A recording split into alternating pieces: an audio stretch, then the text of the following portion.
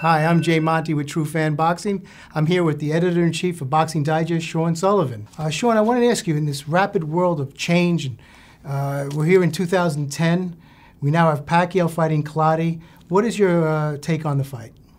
Well, it's an interesting fight. I mean, Clottey's a durable opponent, and it's evidenced by his previous fights. He fought Cotto, and he fought Zab Judah and guys like that.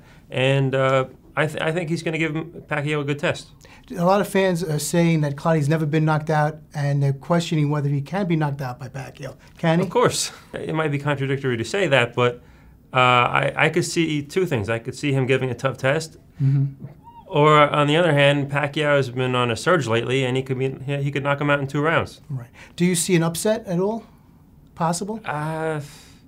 No. No. Okay. So then you could say it's a pretty safe fight, considering that Clottey's not really a big no, puncher. it's not a safe fight. I mean, I don't foresee an upset, but it's not a safe fight. No. Okay. Do you think if Pacquiao has the chance to knock out Clottey, that the S word in sports, the steroid thing, will come up, as Floyd said at the press conference that I was at? I mean, it's going to come up regardless, now that it's out in the open.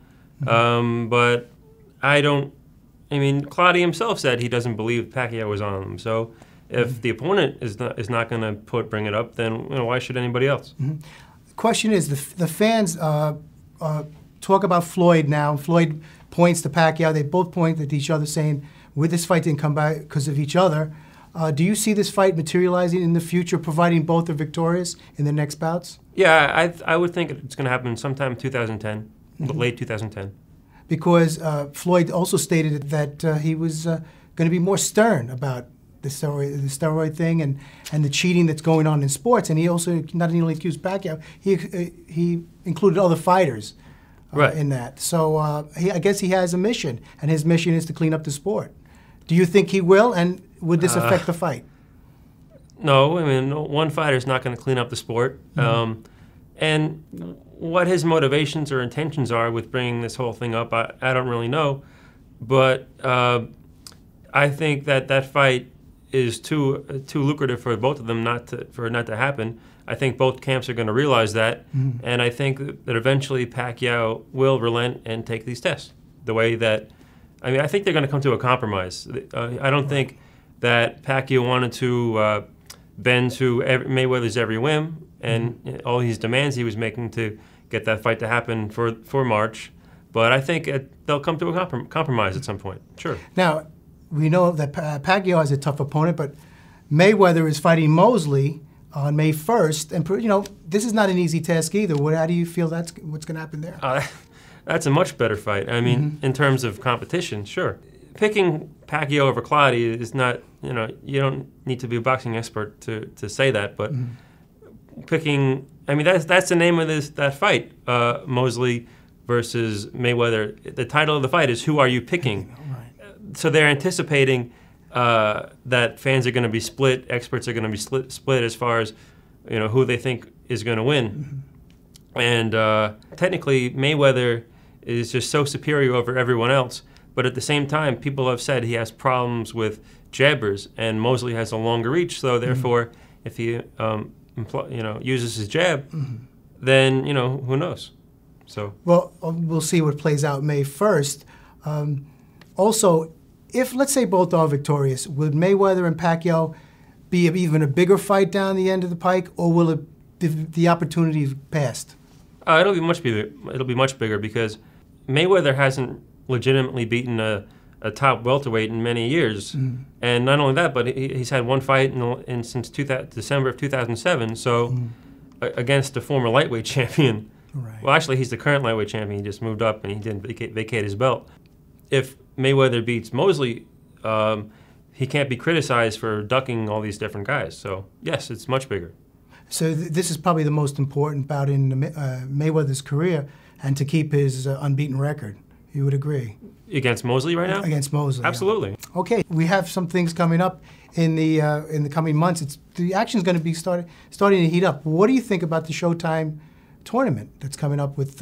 We have the first fight with Durrell and Abraham on the 27th of March, and then we also have Froch fighting Kessler in Europe, and then Andre Ward takes on a newcomer in the tournament in Alan Green. How do you see these fights? Well, very briefly. Sure. I mean, so far we've had some great action in the tournament. I think the best fight that action-wise is going to be Froch versus Kessler, just because of their styles. They both come forward and they both throw punches relentlessly.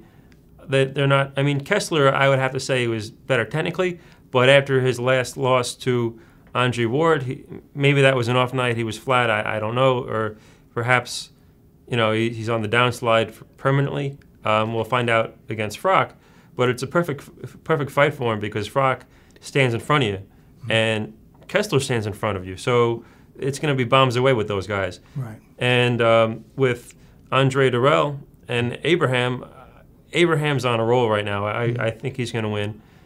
Sure, Dirrell has a tricky style, which is going to frustrate him for some time. That's why we differ. I think that Dirrell has the style to beat Abraham, who holds his muffs up and takes a lot of shots and then tries to counter. Okay, sure. All right, we're talking style, but what about experience? That's true, but just seeing what Dirrell did last with Froch and made him miss often, and Froch was kind of desperate in a lot of the rounds, I think that's what's going to happen in this fight. Okay, but I'd pick Dirrell. Froch is much more limited than Abraham. Okay, that's the case. How about, now Andre Ward, superior fighter. Yeah. Alan Green is a very good fighter. I mean, who do you like in that? Andre Ward versus Alan Green. Do you think it's fair that Alan Green just comes in the tournament and starts afresh? I mean, is that fair? I mean, hey, he was willing to fight Sakio Bika in an eliminator. Okay. And Bika pulled out, so therefore he's in. So he was always a front runner to be the replacement. So I'm fine with it, and I think he's going to provide a stern test for anybody in that tournament. I mean, he's got the motivation to. He's been looking for a big fight like this. Will he be successful? I don't know. I mean, especially against Andre Ward.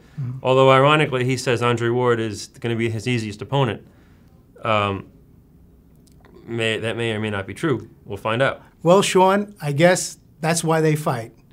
For Sean Sullivan, I'm Jay Monte. True Fan Boxing. Be there in the square. Take care.